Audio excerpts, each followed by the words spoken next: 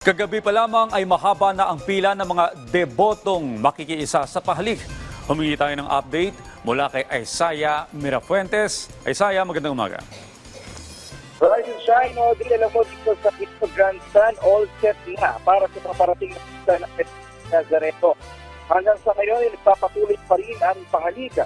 At rin araw pa lang ng mga deboto ng Cristo Grandstand para sa traditional na pahalik o pagpupugay sa Poong Jesus Nazareto. Hanggang sa pumutok ang araw, may mga deboto pa rin sa Luneta Grandstand. Umabot ang daan-daan ng mga nagsyabang siya upang mahimas at mapinasan ang imahe ng Nazareto. Yung iba sa kanila ay nanggaling pa sa mga malalayong probinsya.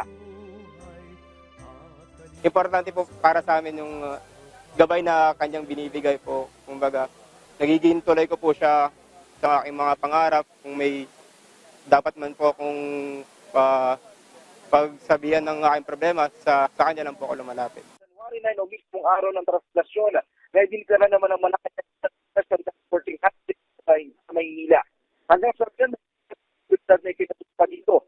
Higit 12,000 pulis na ipakakalat ng TNT January 9. At ayon sa TNT, mag-ituloy sila ng mga nakasigit na pulis sa mismong araw ng translasyon. Bahagi ito ang ginagawa upang naiwasan ng krimen kahit pa wala namang bantas sa seguridad na itatala hanggang sa higpat. Habang paalala naman ang simbahan sa mga nakapila sa pahalik na huwag magtulakan. Audrey, alas 12 ng hapit kanina nagsimula ang pahalik ng Jesus Nazareno. Naging mapayapa naman ito at hindi nagdulot ng pagsuwan. Yan doon ang update mula dito sa Cristo Grandstand. Balik mo na sa iyo, Audrey.